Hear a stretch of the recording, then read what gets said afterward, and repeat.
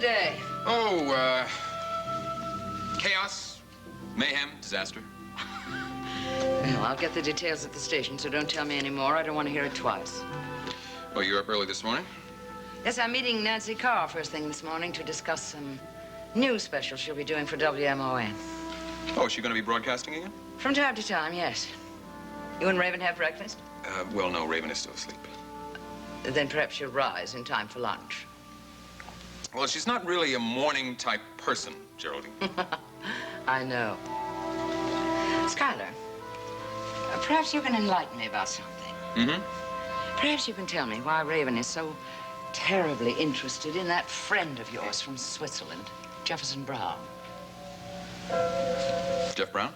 Yes, she seems to be so curious about him, as well as the man he used to work for, Fowler Wilcox. I think you must have mentioned at one time or another that I had known Fowler. And she began to ply me with all sorts of questions about him. Well, I think I know the reason for that. It's because of Fowler Wilcox's son, that nosy detective, Damian Tyler. The man is absolutely obsessed about that period in Washington, and I don't mind telling you that Raven and I are sick to death of his eternal questions over it. I don't think it's entirely unnatural that he would want to know all he could about his father's friends and associates. Oh, I don't either. But there is a limit to how much we will put up of his interrogations. And to be honest with you, Geraldine, if I were he, I'd keep a much lower profile than he has. What with having a father who was a traitor to his country. Oh, now, Skylar. No, I'm sorry. I've got very little patience for a man who's got so little respect for his family's history that he won't even use his father's name. It's a little early in the day for such vehemence, isn't it? Not for this subject, it isn't. But I don't mind telling you it's not going to go on much longer. He's not going to be bothering us any longer. I went and I spoke to his superior. And I told him about this harassment, and it is going to stop. What do I pay Spencer for anyway? Hello. Yes, to see.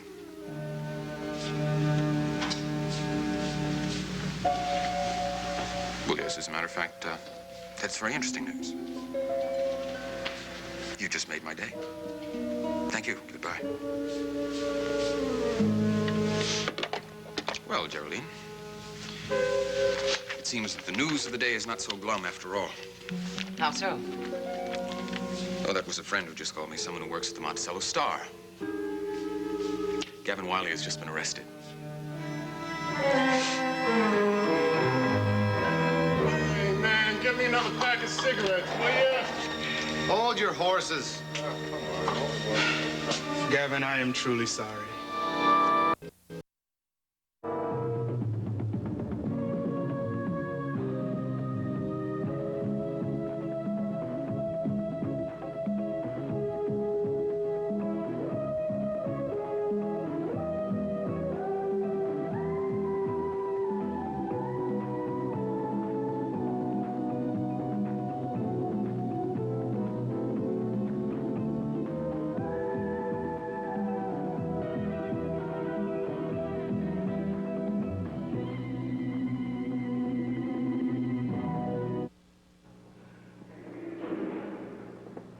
I really hate to see you in here like this, Gavin, but you must understand there was just no other way out.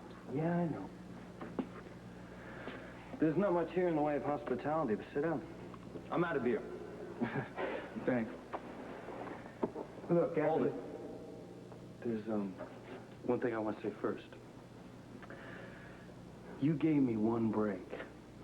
Maybe one that I didn't deserve. There was no way that I could expect a second one. You did what you had to do. I know that. Well, thanks. It makes me feel better.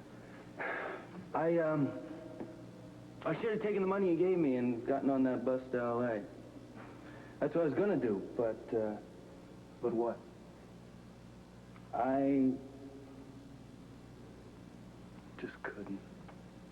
I had to see Jody one last time. Yeah, I can understand that. And maybe, just maybe I really wanted to get caught. Maybe I realized all along that it was useless to run, to try to keep on running. I couldn't do that forever. No, they would have caught you eventually. Calvin, how did you know I was at the dance studio? I got a phone call, man. Anonymous? Yeah, I couldn't tell anything about the voice, except it was a woman.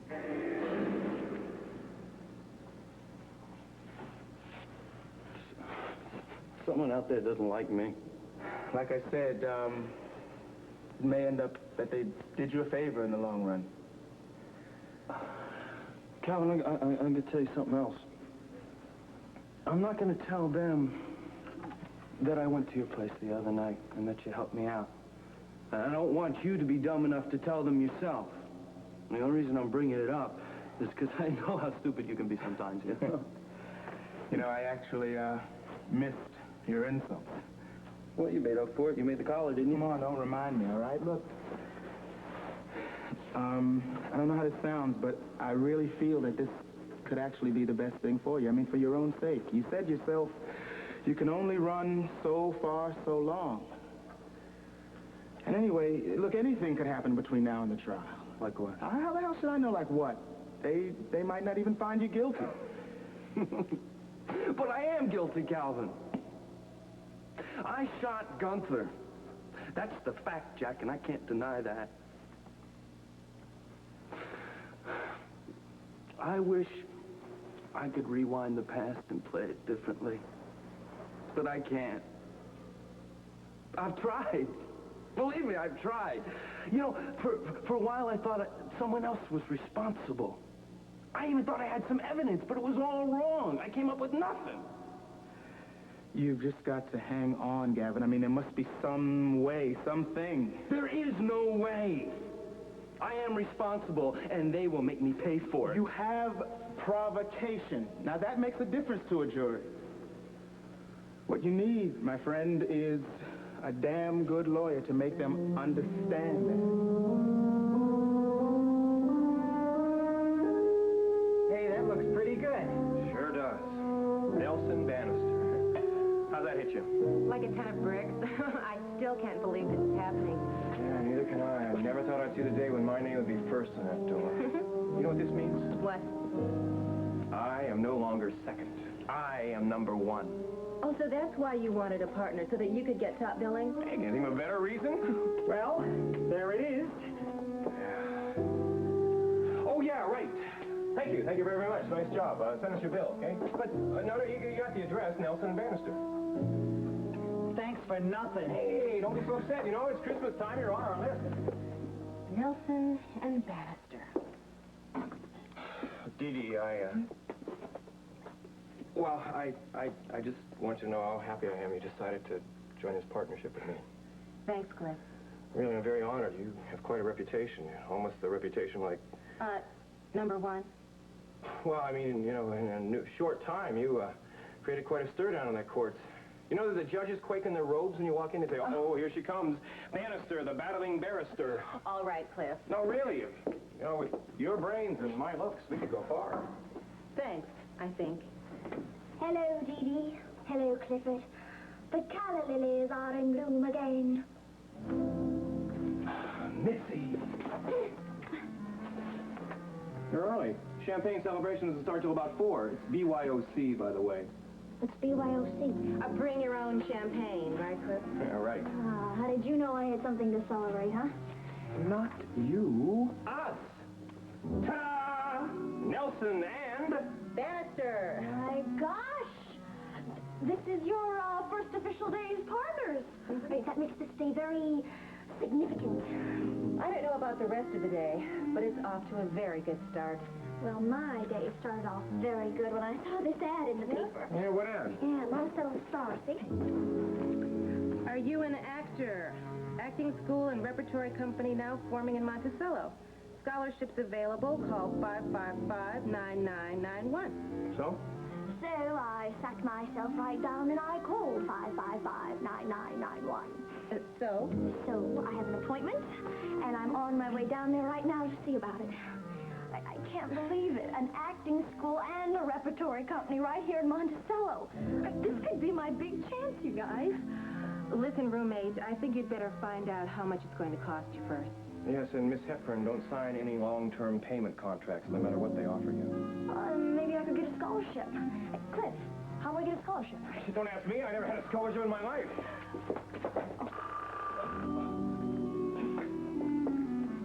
Nelson and Bannister. Hi, it's Calvin. Look, did I hear you correctly? Did you say Nelson and Bannister? That's right. Cliff and I have decided to join forces. Today is our first day as a team. Well, congratulations to you. That's wonderful, really. Especially now. Why especially now? Well, Because I think Cliff is going to need all the help he can get for his new client, Gavin Wiley. Didi, it really does not look good for him at all.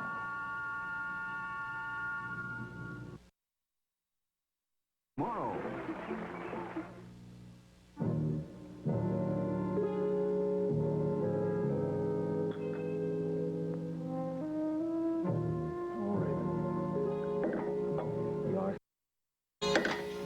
You are so beautiful. But you are so nosy. Curiosity almost killed you once.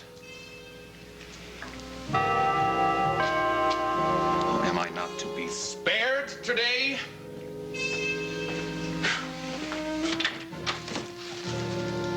Now, look, I told Chief Mallory that Hey, take it easy, Mr. Whitney. Now, look, I already talked to Chief Mallory. He told me about your visit and your complaint. He seems to think you have a legitimate gripe, so here I am to talk to you about it at his request. Tyler, you are not welcome here, and I would like to be assured that this is the last visit that you... As long as there aren't any more robberies. Oh, that's right, yeah. You consider yourself quite an expert on burglary. Well, it's my idea that the only burglary that interests you is one that concerns my wife. Isn't that true? Isn't that the reason you've been harassing us? That is ridiculous. Well, let me tell you something. I know how to protect my possessions. And let me tell you something else. You are done with harassing me and my wife. Get it? Done. Finished. I hope Chief Mallory made that clear. Chief Mallory made it very clear, and he asked me to tell you in person. So I guess I won't be bothering you with any more queries about Jefferson Brown, Mr. Whitney. Good. My friend Jeff Brown is dead. Let him rest in peace. Oh, yeah? Well, I'm not really sure that he has a right to that yet. Just who do you think you are, Tyler? Stop playing God. I'm Fowler Wilcox's son. My father is dead. And I cannot believe that that man's soul can rest in peace as long as this lie that he's a traitor goes unchallenged. Oh, yeah? How do you plan on challenging this lie? I know that Jefferson Brown took those documents. And I'm going to prove it, Mr. Whitney, if I have to go all the way to the Alps and find that man's body myself. Just to make sure. To make sure of what? That Jefferson Brown is really dead, Mr. Whitney.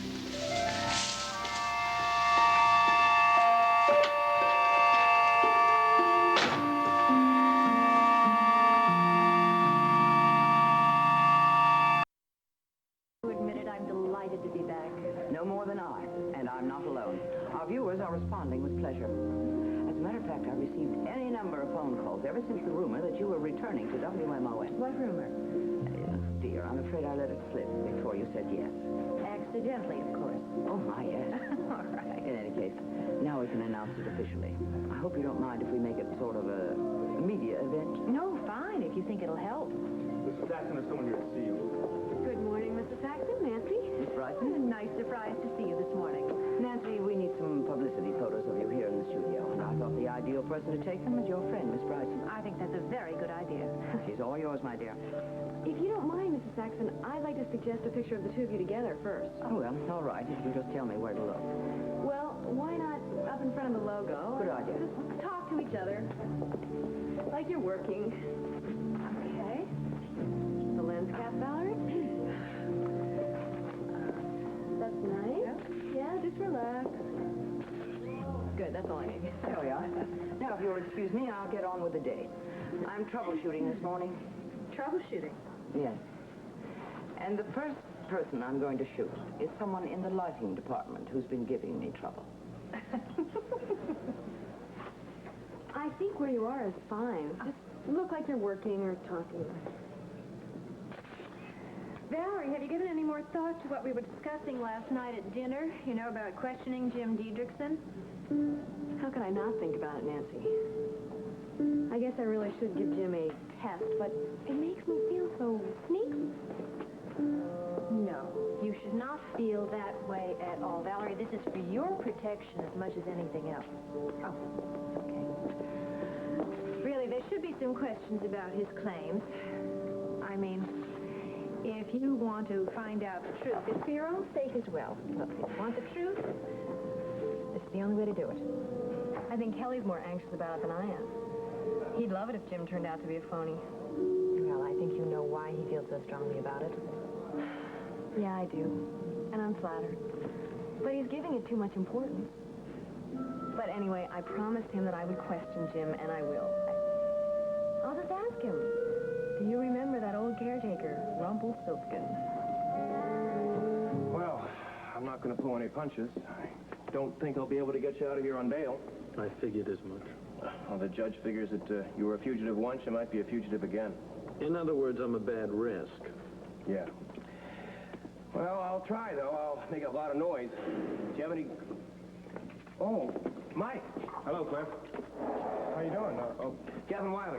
This is Mike Carr. He's the district attorney. How are you, Gavin? Surviving, Mr. Carr. I was just discussing with Gavin the possibility Cliff, of... before you say anything at all, I want you to know that I'm here to ask Gavin a few questions.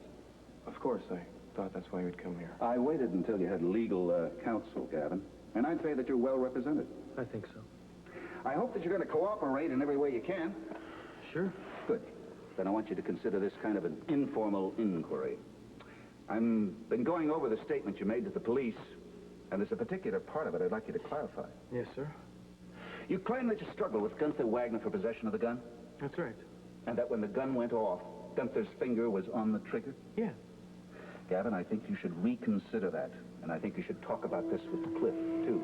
It's only fair to tell you that it's going to be a key part in the case for the prosecution. Just a minute. I've already explained the police report to him. Well, I don't think... Cliff, you know that there is ample evidence, physical evidence, that Gunther's fatal wound was caused by a gunshot fired from at least 10 feet away into the victim. Now, that doesn't jive with your story of a hand-to-hand struggle for the gun. I'm telling you the way it happened. We did struggle for the gun, and it did go off at close range. Well, I hope you're aware that if you persist in this story, the jury may come to another conclusion. They may decide that there was less provocation than you maintain. And I've got to be honest with you. It's going to be my duty as prosecutor to point out the logic of that conclusion. Mike, don't you think being a little hard on him... Cliff, I'm just asking Gavin to think it over very carefully. And you should, too. Guard. It may make a lot of difference in the severity of your sentence, Gavin. So what you're really saying is I'm better off if I lie!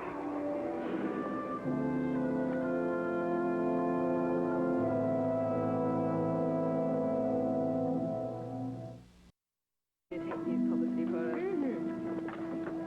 If it weren't for one small dilemma in my life, everything would be just fine. Well, that can be easily corrected, Valerie. Do you have any plans to see Jim Diedrichson?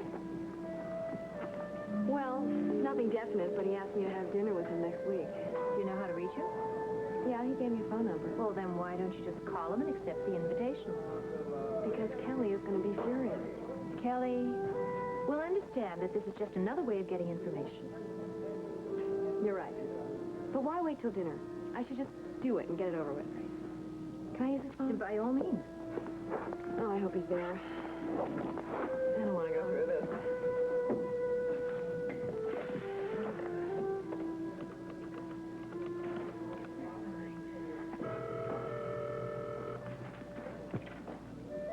Hello? Hi, Jim. This is Valerie. Oh, hi, Valerie. I was hoping you'd call. And I hope you're going to accept my dinner invitation. Well, actually, that's not why I'm calling. Listen, I have been driving myself crazy all day trying to remember something. Oh, what do you mean? Well, you know how it is when you forget a name, and no matter how hard you try, you can't dredge it out of your memory? Yeah, but what can I do to help you? I think you're the only person who can help me, because it's someone from the clinic in Lucerne. Yeah, I see what you mean. Well, I hope my memory doesn't fail me as well. I was thinking about the caretaker at Daddy's clinic. You remember him, of course. Oh, yeah, sure. Well, you had a nickname for him. It's something funny, and it's right on the tip of my tongue, but I just can't recall it. Sure, how could I forget? So you do remember? Yeah. His name was, Rumpelstiltskin. He was a little elf in the fairy story. That's it. Rumpelstiltskin. How could I forget? Well, it has been 3 years. Okay, how about dinner next week? Yes, fine. I'd like that. Terrific. I'm looking forward to it. Look, I've got to go. There's somebody at the door. All right? Bye now.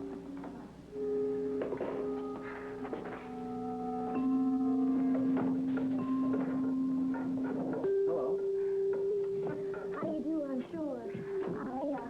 Talk to you. I'm Mitzi Martin. Oh, hi, Miss Martin. I've come in response to your ad in the Monticello Star. Oh, well, you can be sure that you're going to get very special attention. You are my very first applicant.